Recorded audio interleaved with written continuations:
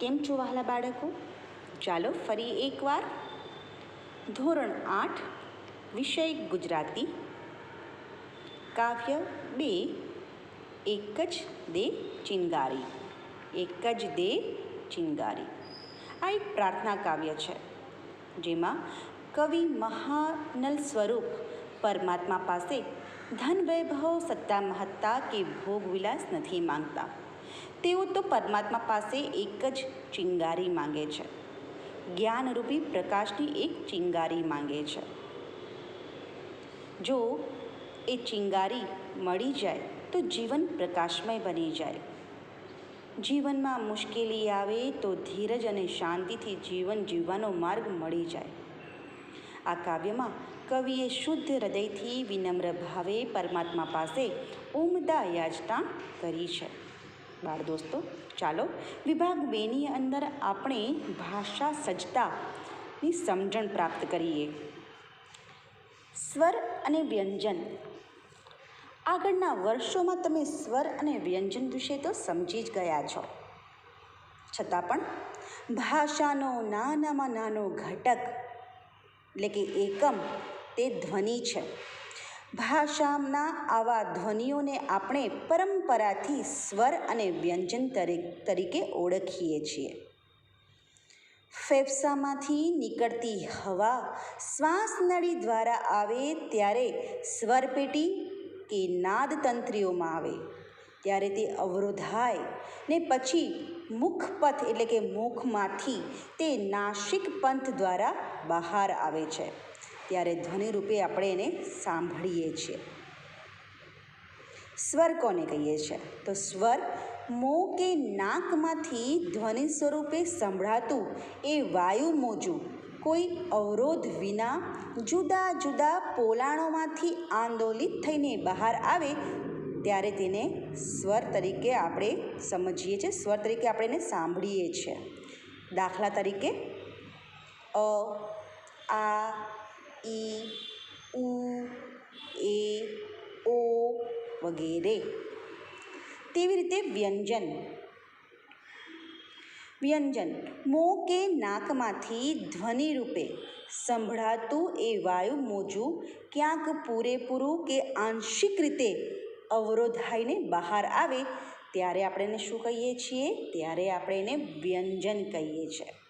જુઓ, સ્વરમાં કે છે કે જે ધ્વનિ વાયુ મોજે બહાર આવે છે ને, તેમાં કોઈ પણ પ્રકારનો અવરોધ આવતો નથી, એટલે એ સ્વર તરીકે બહાર આવે છે અને અ, આ, ઈ, ઉ, એ વગેરે જેવા સ્વર આપણે સાંભળીએ છીએ.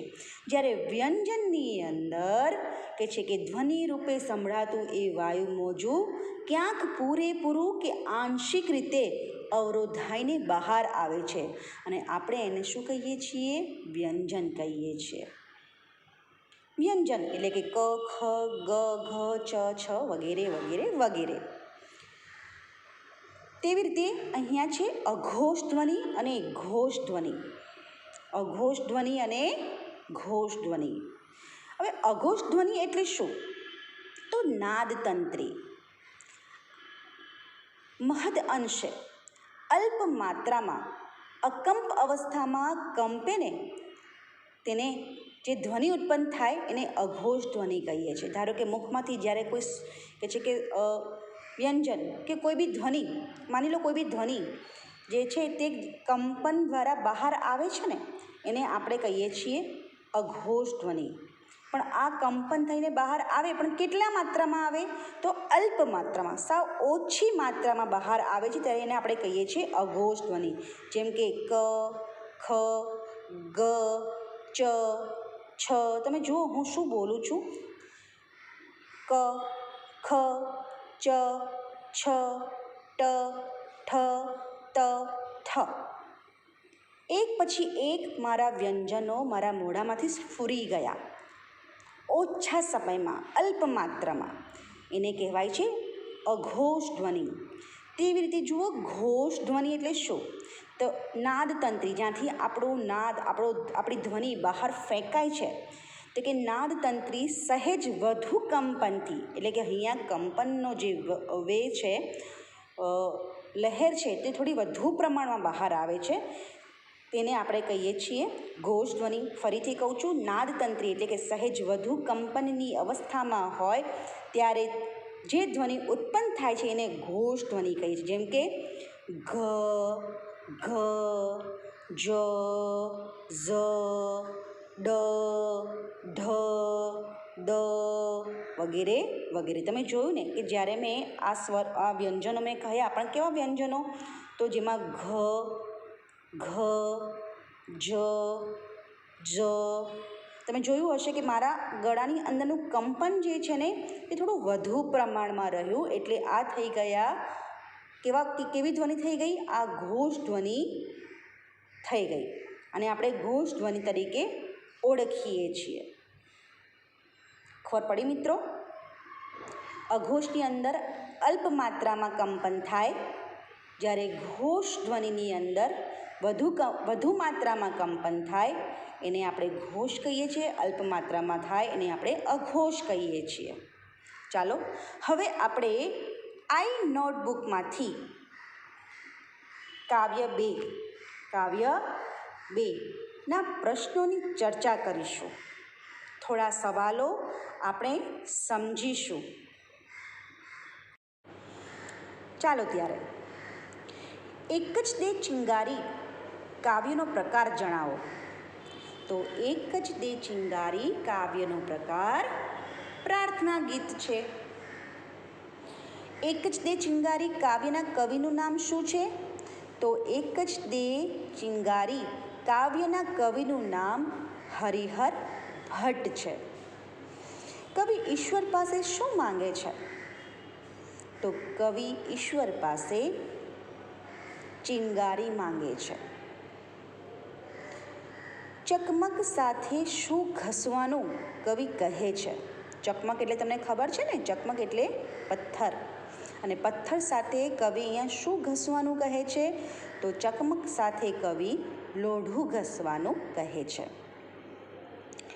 લોઢું ઘસતા ઘસતા કવિ શું ખર્ચી નાખ્યું છે? લોઢું ઘસતા ઘસતા કવિએ શું ખર્ચી નાખ્યું છે? તો લોઢું ઘસતા ઘસતા આખી જિંદગી કવિએ ખર્ચી નાખી છે. કવિ માત્ર એક જ ચિંગારી શા માટે માંગે છે? તો કે જીવનમાં જ્ઞાનરૂપી પ્રકાશનું એક કિરણ મળી રહે ને તે માટે કવિ પરમાત્મા પાસે એક જ ચિંગારી માંગે છે. જીવન ખર્ચી નાખવું એટલે શું કરવું? તો અનેક નાના મોટા કાર્યો કરવામાં જીવન પૂરું કરી દેવું, એને કહેવાય જીવન ખર્ચી નાખવું. જામકરી શબ્દ અહીં જીવન, જિંદગીના અર્થમાં વપરાયો છે, હા કે ના? તો જવાબ છે હા. તણખો ક્યાં ન પડ્યો? તણખો ક્યાં ન પડ્યો? તો તણખો જામગરીમાં ન પડ્યો. આગલો સવાલ, મહેનત ફળવી એટલે શું? તો મહેનત ફળવી એટલે જીવનમાં સારા કાર્યો કરવા માટે જે કંઈ મહેનત કરીએ ને એને કહેવાય સફળતા મળવી, એને કહેવાય જીવનમાં સફળતા મળવી. કવિ પોતાની મહેનત એળે ગઈ છે એમ શા માટે કહે છે? કવિએ પોતાનું જીવન અનેક પ્રકારના નિરર્થક કામો કરવામાં ખર્ચી નાખ્યું, પણ જીવનમાં જ્ઞાનરૂપી પ્રકાશ થયો નહીં. આથી કવિ પોતાની મહેનત એળે ગઈ એમ કહે છે. ચાંદો અને સૂરજ સળગ્યા છે પણ આભ અટારી સળગી નથી. સાચું કે ખોટું? તો ખોટું. કવિના મત અનુસાર કઈ કઈ વસ્તુ સળગી છે? તો કવિના મતે ચાંદો, સૂરજ અને આભ અટારી એટલે કે આકાશરૂપી ઝરૂખો એટલે કે તારા સળગ્યા છે. કવિના મત અનુસાર કઈ સગડી સળગી નથી? તો કવિના મત અનુસાર જીવનરૂપી સગડી સળગી નથી. કવિના મત અનુસાર હૈયારૂપી સગડી ન સળગવાનું કારણ જણાવો. તો કવિ કહેવા માંગે છે કે અગ્નિ સ્વરૂપ એવા પરમાત્મા પાસેથી પ્રકાશ મેળવીને ચાંદો, સૂરજ અને આભની અટારીએ તારા ઝળહળે છે, પણ મારા જીવનરૂપી સગડીને એક તણખો મળ્યો નહીં. મારું જીવન અંધકારમય બની રહ્યું. એટલે કે ચાંદો, સૂરજ અને આભની અટારી કે છે એ તો ઝળહળી ગઈ, પણ મારા જીવનની અંદર જે જ્ઞાનરૂપી પ્રકાશનો તણખો મળવો જોઈએ ને તે જ મને પ્રાપ્ત થયો નહીં. તેથી મારું જીવન અંધકારમય બની રહ્યું. કવિ કઈ વાતને ભારે વિપત્તિની ગણે છે? તો પરમાત્માની એક જ ચિંગારી ચાંદો, સૂરજ અને આભની અટારીને ઝળહળી ઉઠ્યા છે. ફરી બોલું છું વિદ્યાર્થી મિત્રો, પરમાત્માની એક જ ચિંગારીથી ચાંદો, સૂરજ અને આભની અટારીએ તારા ઝળહળી ઉઠ્યા, પણ કવિની જીવનરૂપી સગડી ન જ સળગી. તેથી કવિ આ વાતને ભારે વિપત્તિની ગણે છે. યોગ્ય શબ્દ મૂકી ખાલી જગ્યા પૂરવાની છે. પહેલી છે ઠંડીમાં મુજ, તો શું આવશે? હા, કાયા થથરે. શું આવશે? કાયા. બીજું છે ખૂટી ધીરજ મારી, જવાબમાં આવશે ખાલી જગ્યામાં આવશે ધીરજ. અને ત્રીજું છે ખાલી જગ્યા હું અધિક ન માંગુ, તો વિશ્વાનલ હું અધિક ન માંગુ. આગળનો સવાલ, કવિની ધીરજ કેમ ખૂટી ગઈ? તો કવિએ આખી જિંદગી જ્ઞાનરૂપી પ્રકાશ મેળવવા માટે અનેક પ્રયત્નો કર્યા, પણ એમની બધી મહેનત વ્યર્થ ગઈ. કવિના મનમાં પ્રશ્ન થાય છે કે આ મહાનલરૂપી પરમાત્મા પાસેથી પ્રકાશ મેળવીને ચાંદો, સૂરજ અને આકાશની અટારીએ તારા ઝળહળે છે, પણ મારા જીવનમાં કેમ અંધકારમય છે? પરમાત્મા મારી એક નાનકડી યાચના પણ કેમ પૂરી કરતા નથી? આથી કવિની ધીરજ ખૂટી ગઈ છે. એક જ દે ચિંગારી કાવ્યની સમજૂતી તમારા શબ્દોમાં વર્ણવો. તો એક જ દે ચિંગારી પ્રાર્થના કાવ્યમાં મહાનલ અર્થાત અગ્નિ સ્વરૂપે સંબોધે છે. કવિ પરમાત્માને કહે છે કે ચકમક સાથે લોઢું ઘસવામાં મેં મારી આખી જિંદગી ખર્ચી નાખી છે, એટલે કે ખર્ચ કરી નાખી છે, વ્યર્થ કરી દીધી છે, પણ જામગરીમાં એક તણખો પડ્યો નહીં. પણ મારા જીવનમાં કે છે એક જ્ઞાનરૂપી પ્રકાશનો તણખો પડ્યો નહીં. એટલે કે જીવનને જ્ઞાનરૂપી પ્રકાશનું એક કિરણ પણ મળ્યું નહીં. મારી બધી મહેનત વ્યર્થ ગઈ. તમારા તેજથી ચાંદો, સૂરજ અને આભની અટારી તારા રૂપે ઝળહળે છે, પણ મારા જીવનરૂપી નાનકડી સગડી પ્રકાશિત થઈ નથી. ઠંડીમાં મારી કાયા ધ્રુજે છે, હવે તો મારી ધીરજ ખૂટી ગઈ છે. હે વિશ્વાનલ, હું આપની પાસે માત્ર એક જ ચિંગારી માંગુ છું, બીજું કંઈ માંગતો નથી. આમ આ પ્રાર્થના કાવ્યમાં કવિ શુદ્ધ હૃદય અને વિનમ્ર ભાવે પરમાત્મા પાસેથી અંધકારમાંથી પ્રકાશમાં લઈ જવાની પોતાની ઈચ્છા પ્રગટ કરે છે. આગળ નીચેના શબ્દો વચ્ચેનો સંબંધ જણાવો. સગડી અને આભ અટારી. સગડી એટલે કે જીવનનું પ્રતીક છે. આભ અટારી, આભની અટારી તારાનું પ્રતીક છે. અર્થાત આકાશના તારાને પણ પ્રકાશ મળ્યો છે, પણ મારા જીવનમાં હજી અંધકાર જ વ્યાપેલો છે.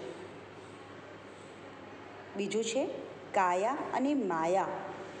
કાયા એટલે કે દેહ, શરીર, અને માયા સંસારની મોહ મમતા.